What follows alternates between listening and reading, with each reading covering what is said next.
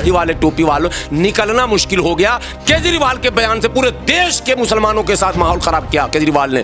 लेकिन मुसलमान पता नहीं किस मिट्टी का बना हुआ है। दोस्तों फिर से आ चुके हैं एक और नई वीडियो लेकर। आज की वीडियो में देखने वाले हैं दिल्ली चुनाव से पहले हाफिज गुलाम सरवर ने केजरीवाल की ऐसी पोल खोल कर रख दी जिसे देख आप हैरान हो जाएंगे। हाफिज गुलाम सरवर ने दलित और मुसलमानों को लेकर कही बहुत बड़ी बात। इस वीडियो को मुसलमान जरूर देखें। ओरिजिनल वीडियो लिंक डिस्क्रिप्शन में। चलिए अब वीडियो शुरू करते हैं।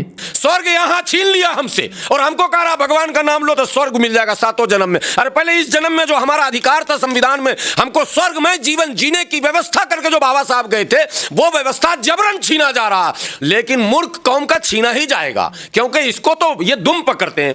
किसी का भी दुम पकड़ लिया, अब ये केजरीवाल का दुम पकड़ लिया, छोड़ने का नाम नहीं। इसको मारे जाओ, लाठी छोड़ ही नहीं रहा। नहीं जो है सो केजरीवाल। अरे केजरीवाल बी टीम नहीं है, केजरीवाल ए टीम है। ए यही दलित और मुसलमान इस झाड़ू के पीछे भागेगा।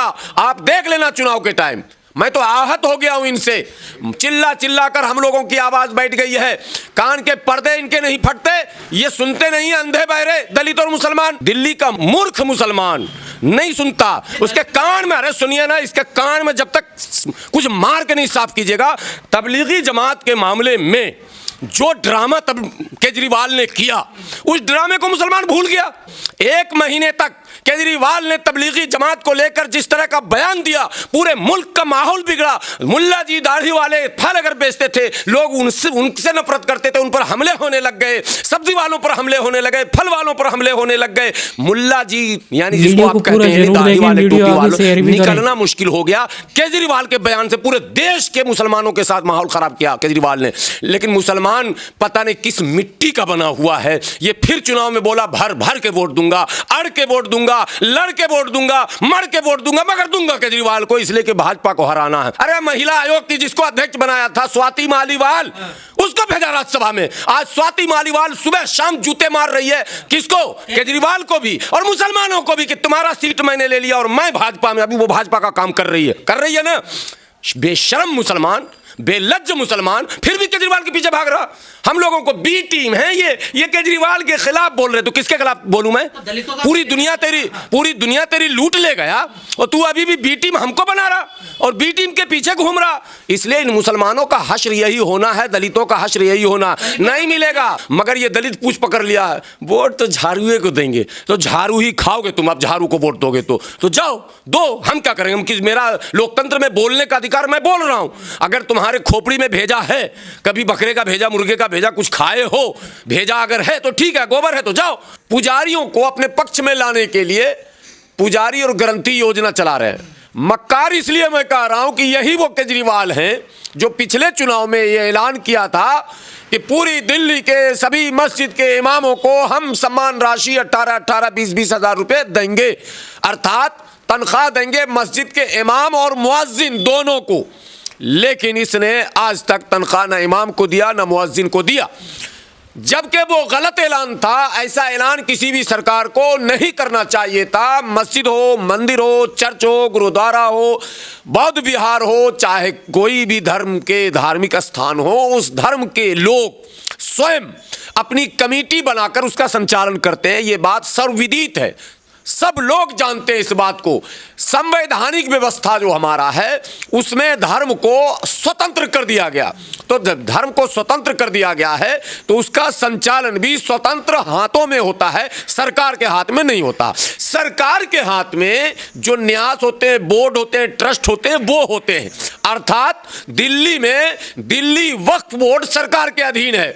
अब यह अंधभक्तों को मार मार के समझाएंगे, बोले तुम्हारा वक्फ बोर्ड, तुम्हारा वक्फ बोर्ड। अबे कमबख्तो, वक्फ बोर्ड हमारा नहीं, वक्फ बोर्ड सरकार का होता है। अब समझिए पहले तो सरकार के अधीन जो वक्फ बोर्ड है और उस वक्फ बोर्ड में जो मस्जिदें हैं उसके जो इमाम हैं उसका तनख्वाह वक्फ बोर्ड के द्वारा सरकार देती है। ठीक है, 18 से 19 महीने हो चुके हैं दिल्ली वक्फ बोर्ड में वक्फ बोर्ड के अधीन आने वाले मस्जिद के इमामों और मुअज्जिनों को अब तक तनख्वाह नहीं दिया गया है। इससे बड़ा मक्कार कौन होगा कि जो पैसे रखकर, यानी वक्फ बोर्ड का पैसा जो आय का स्रोत है, जो इनकम है, जो रेवेन्यू है, जो सरकार के खाते में जाता है, जब उस खाते से निकाल कर इमाम को तनख्वाह नहीं दे सकते हो श्री श्री 420 केजरीवाल जी, तो फिर ये 18,000 रुपया 10,000 पुजारी और कई हजार ग्रंथियों को कहां से लाकर दोगे? ये भी तो बताओ जरा सा। किसको चेगा इन दाल तुम बनाना चाह रहे हो? पब्लिक इतनी मूर्ख है, इतनी बेवकूफ है, या इन नेताओं ने बेवकूफ समझा? ये दो सवाल एक साथ है। या तो पब्लिक वाकई मूर्ख बेवकूफ है, या नेताओं ने समझ ही रखा है। कहते हैं मैं अकाउंटेंट हूं ना, मैं रेवेन्यू जनरेट करना जानता हूं मैं। अरे तो मेरे इमाम को तनख्वाह तो दे दे भाई, मेरे वक्फ बोर्ड के मस्जिद के इमाम को तनख्वाह तो दे दो पहले, रेवेन्यू जनरेट करने के बच्चे। मैं पूछना तो चाहता हूं केजरीवाल से कि वक्फ बोर्ड के मस्जिद को तनख्वाह, इमाम की तनख्वाह क्यों नहीं? और सिर्फ मस्जिद के इमाम नहीं, इनके विभाग, कई विभागों में काम करने वाले, अभी IT असिस्टेंट वाले धरना दे रहे थे, आपको पता है कि नहीं है?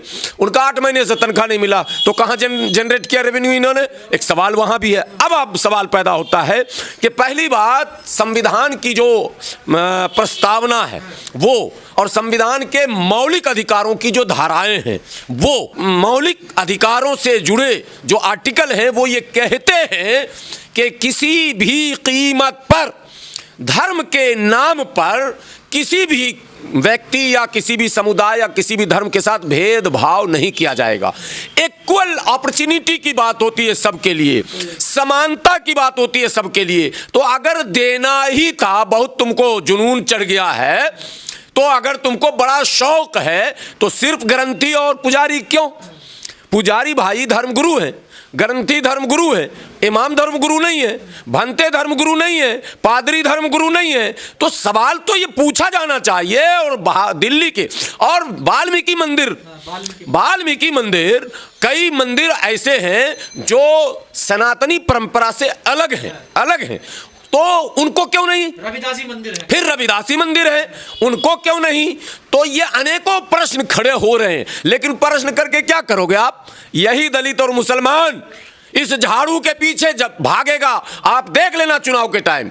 मैं तो आहत हो गया हूं इनसे, चिल्ला चिल्ला कर हम लोगों की आवाज बैठ गई है, कान के पर्दे इनके नहीं फटते, ये सुनते नहीं, अंधे बहरे दलित और मुसलमान कि जिसके खुला क्या कहते हैं अधिकारों का उल्लंघन किया जा रहा, कोई छुपा हुआ नहीं है। आपको पता है SC ST सब प्लान का? नहीं पता, जनता को नहीं पता है।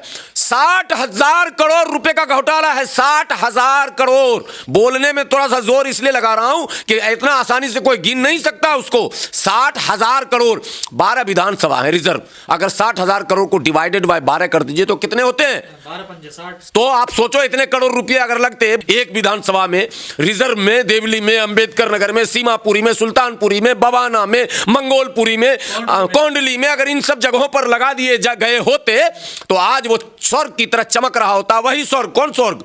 जो अमित शाह स्वर्ग भेज रहे थे, स्वर्ग यहां छीन लिया हमसे, और हमको कह रहा भगवान का नाम लो तो स्वर्ग मिल जाएगा 7वें जन्म में। अरे पहले इस जन्म में जो हमारा अधिकार था संविधान में, हमको स्वर्ग में जीवन जीने की व्यवस्था करके जो बाबा साहब गए थे, वो व्यवस्था जबरन छीना जा रहा।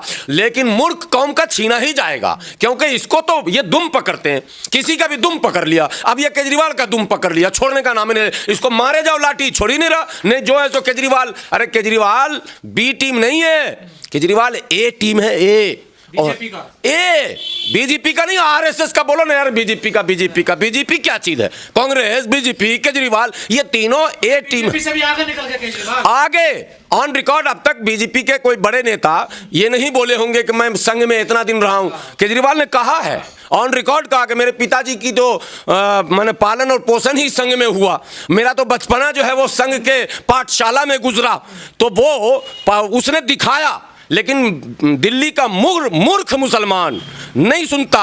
उसके कान में, अरे सुनिए ना, इसके कान में जब तक कुछ मार के नहीं साफ कीजिएगा। तबलीगी जमात के मामले में जो ड्रामा तब केजरीवाल ने किया, उस ड्रामे को मुसलमान भूल गया। ऐसे ही भूलते रहोगे, जब तुम भूलोगे तो वो भी चुनाव जीत के भूलेंगे भैया मेरे। वो तुमसे भी बड़े वाले हैं, तुम बड़े वाले हो, भूल जाते हो। 1 महीने तक केजरीवाल ने तबलीगी जमात को लेकर जिस तरह का बयान दिया, पूरे मुल्क का माहौल बिगड़ा। मुल्ला जी दाढ़ी वाले फल अगर बेचते थे, लोग उनसे नफरत करते थे, उन पर हमले होने लग गए, सब्जी वालों पर हमले होने लगे, फल वालों पर हमले होने लग गए। मुल्ला जी यानी जिसको आप कहते हैं, यानी दाढ़ी वाले टोपी वालों, निकलना मुश्किल हो गया। केजरीवाल के बयान से पूरे देश के मुसलमानों के साथ माहौल खराब किया केजरीवाल ने।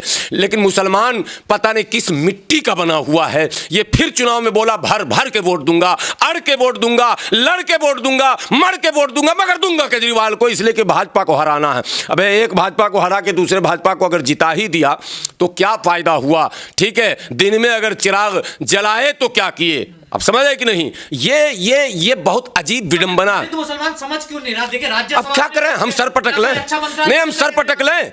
70 विधानसभाओं में वही 4 विधानसभा 5 विधानसभा हमारे पास है, मुस्तफाबाद, सीलमपुर, ओखला, बल्ली मारान और एक और जो है मटिया महल। ये 5, यही 5 कांग्रेस में था, यही 5 केजरीवाल ने दिया, यही 5 सब दे रहा है। तो फिर आपने हमको दिया क्या? एक सवाल। अब विधानसभा में चुनाव में जो भी परिणाम हो, विधानसभा के बाद उसी के बल पर जो राज्यसभा जाते हैं, कांग्रेस ने यहाँ क्या कहते हैं, एक मुसलमान को भेजा राज्यसभा में। लेकिन केजरीवाल ने मैं बोलूँगा तो फिर मेरे पे लगेगा मुकदमा। अभी वो जो औरत है, जो नथिया जो पहनती है, अरे महिला आयोग की जिसको अध्यक्ष बनाया था स्वाति मालीवाल, उसको भेजा राज्यसभा में। आज स्वाति मालीवाल सुबह शाम जूते मार रही है, किसको? केजरीवाल को भी और मुसलमानों को भी, कि तुम्हारा सीट मैंने ले लिया और मैं भाजपा में। अभी वो भाजपा का काम कर रही है ना। बेशरम मुसलमान, बेलज्ज मुसलमान, फिर भी केजरीवाल के पीछे भाग रहा। हम लोगों को बी टीम है ये केजरीवाल के खिलाफ बोल रहे। तो किसके खिलाफ बोलूं मैं? पूरी दुनिया तेरी लूट ले गया और तू अभी भी बी टीम हमको बना रहा और बी टीम के पीछे घूम रहा। इसलिए इन मुसलमानों का हश्र यही होना है, दलितों का हश्र यही होना। नहीं मिलेगा, नहीं मिलेगा इस्तीफा। क्या फिर दलित वोट वहीं जाएगा? इस्तीफा तो सबका ले लिया गया। 3 मंत्री बने दलित। सबसे पहले संदीप बने, संदीप को कांड करवा के, बलात्कार के कांड में फंसा के, सीडी चलवा के इस्तीफा दिलवाया। आपको एक और नहीं याद है, न फर्जी सर्टिफिकेट वाले, वो भी दलित थे। भागलपुर तिलका मांझी में अंडा फेंकवाया उसके बदन पर, उसको भी भगाया। मैं नाम अभी भूल रहा हूं। ठीक है, उसके बाद राजेंद्र पाल गौतम का अंजाम देखा आपने, आनंद कुमार का अंजाम देखा आपने, सब भागा है, सब जलील होके वहां से भागा। मगर ये दलित पूछ पकड़ लिया है, वोट तो झाड़ुए को देंगे, तो झाड़ू ही खाओगे तुम। अब झाड़ू को वोट दोगे तो जाओ दो, हम क्या करेंगे? हम किस, मेरा लोकतंत्र में बोलने का अधिकार, मैं बोल रहा हूं। अगर तुम्हारे खोपड़ी में भेजा है, कभी बकरे का भेजा, मुर्गे का भेजा, कुछ खाए हो, भेजा अगर है तो ठीक है, गोबर है तो जाओ। इसलिए सीधी सीधी बात करनी है, हमको बकवास करने की अब आदत नहीं है। आप सवाल पूछिएगा, मैं सीधा कहूंगा समाज जिम्मेदार है, केजरीवाल जिम्मेदार नहीं है। केजरीवाल ने ओपन चेहरा, केजरीवाल का छुपा हुआ क्या चीज हमको ये बताइए। बाबा साहब का बेटा हूं मैं, उनका अनुयायी हूं, तो सारे दलित फिर भी गल के देखिए। बस यही तो कर रहा हूं, बाबा साहब का बेटा हूं, फिर किसी मजार पे चादर भी लेके अभी जाएगा। ठीक है, और उसके बाद क्या क्या ड्रामा करेगा। एक ड्रामेबाज तो है ही, इसने पहले भी ड्रामे कर रखे हैं। तो अगर ड्रामा को ही आप रियल समझते हो, रील को, तो आप रील में रहो। रियल तो यह है कि उसने बता दिया कि मैं दलितों का, देखिए सफाई कर्मचारी सर्वाधिक कौन है? 99.9% वाल्मीकि। सबसे ज्यादा शोषण सफाई कर्मचारी का किया वाल्मीकि समाज। देखिएगा वोट उन्हीं को देगा। एससी सब प्लान से प्रभावित वाल्मीकि, जाटावा और दूसरे सब एससी हुए हैं, धोबी वगैरह सब। देखिएगा वोट वहीं जा रहा है। अब आपको मैं बताता हूं, नौकरियों में एससी का रिजर्वेशन, सब देखिएगा वोट वहीं जा रहा है। अब आपको मैं बताता हूं, नौकरियों में एससी का रिजर्वेशन होता है, आपको पता है? रिजर्वेशन कब मिलता है? सरकारी नौकरी में। सरकारी नौकरी कितनी मिली है? 10 साल में मात्र 400, मेरे गुरुजी बताएंगे 416, 431, ये आरटीआई की रिपोर्ट है। 431 सरकारी नौकरी दोगे 10 साल में, 10 साल में उसको 1 साल में बांटिएगा तो 41 बैठेगा। उसमें रिजर्वेशन कितना आएगा? अब बताए ना, हमारा तो कोटा जो है रिजर्वेशन का, वो नौकरी है ही नहीं। 40 को नौकरी मिलेगा तो उसमें कोटा कई ठो आएगा। तो पेट पे किसके लात लगा? जिसका कोटा था उसकी तो गारंटी न होती है। जब नौकरी होगी तो कोटे की गारंटी होगी, रिजर्वेशन की तो गारंटी होगी। तो वो नौकरी ही खत्म कर दिया, यानी कि आपके नौकरी की गारंटी खत्म हो गई साहब, आप नहीं मिलेगी। उसके बाद कर जो लोग थे विभागों से लगे हुए, उनको क्या किया, उनको ठेकेदार के अंदर कर दिया। और ठेका किस कंपनी को दिया? आरटीआई लगा कर देख लेना। और मैं आज मुझे दिमाग में आ गया बोलते बोलते, कल लगाऊंगा आरटीआई। जितनी कंपनियां हैं जो ठेके पे चला रही हैं, चाहे वो एजुकेशन डिपार्टमेंट में हो, हेल्थ में हो, या सफाई कर्मचारी, सड़क वाले हो, जो भी हैं, सब में इनके ठेकेदार, इनके चहेते, इनके लोग हैं, इनके अपने सगे वाले हैं, पार्टी को चंदा देने वाले हैं और जम के शोषण कर रहे हैं। ठेका मिलता 20,000 का, देते हैं 12,000। वीडियो यहीं पर खत्म करते हैं। अगर आप भी ऐसी वीडियो देखना पसंद करते हैं तो हमारे चैनल को जरूर सब्सक्राइब करें, वीडियो लाइक करें, वीडियो को ज़्यादा से ज़्यादा शेयर करें। थैंक्स फॉर वॉचिंग और अपनी राय कमेंट में जरूर दें।